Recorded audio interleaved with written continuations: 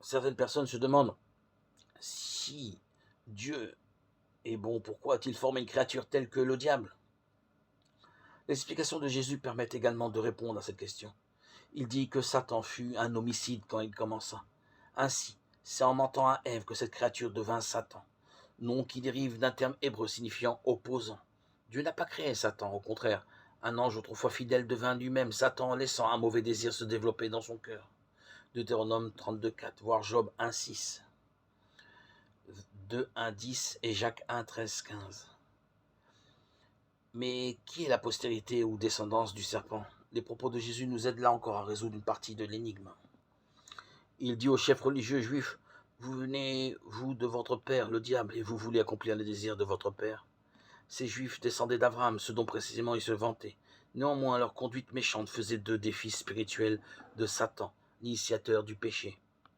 Écrivant vers la fin du 1er siècle, l'apôtre Jean établit clairement qui appartient à la postérité du serpent, Satan, celui qui pratique le péché, est issu du diable, parce que le diable pêche depuis le commencement. Les enfants de Dieu et les enfants du diable sont manifestement en ceci. Quiconque ne pratique pas la justice n'est pas issu de Dieu, ni celui qui n'aime pas son frère. 1 Jean 3, 8, 10. Comme les faits l'indiquent, la postérité du serpent a été très active tout au long de l'histoire.